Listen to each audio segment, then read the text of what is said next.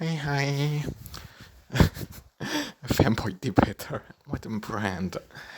Anyway, so hi. I'm not really the debating type because I'm not. I like to think I'm I'm smart, but um, I'm a bit slow in that.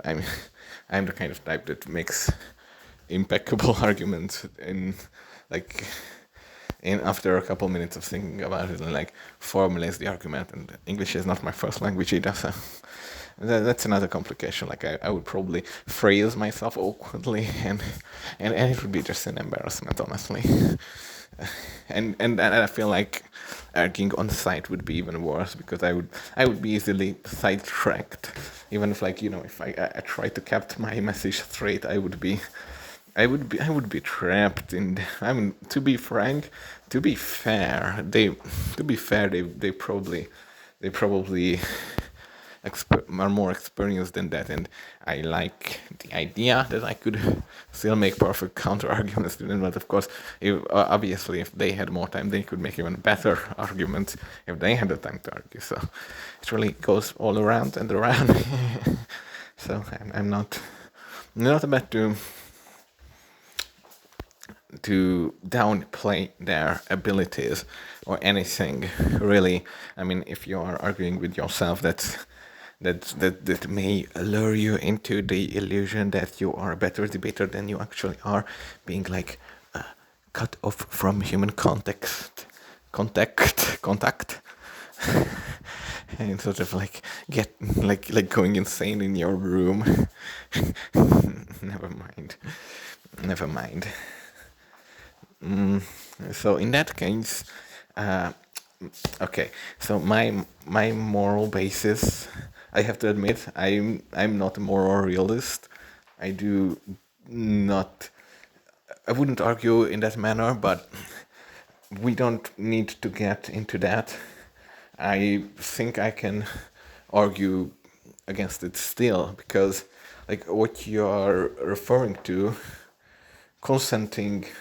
I'm sure you agree that not all forms of consent, that is, not every consent to X, where X is anything, is under the same moral category, because there are things that we can't consent to, like seeing things, right? So what you just said is that sex acts happening around a person is something you have to consent to. And this is what I do not agree with, because I think there's a distinction between sex acts involving person and sex acts happening around a person. Sex acts happening around a person that the person does not perceive as sex acts. Because you could make an argument that you don't have to understand what's happening to be damaging to you. Yes, I agree. But if you neither perceive what's happening and neither there is any actual sexual involvement between any of the people engaging in sex acts and the observer we are talking about. So the only link is that it's in a physical proximity and you see them, but you do not perceive them, and there's no any sexual act between them. The only connection between the people in sex acts and you is the photons passing from their body through your eyes. Then I think that forms a different moral category. And I think, and like I said, you do have to make different subcategories within consent that are always morally right. And I think more sex acts happening around you is not the same moral category as sex acts involving you. Does it make sense for you?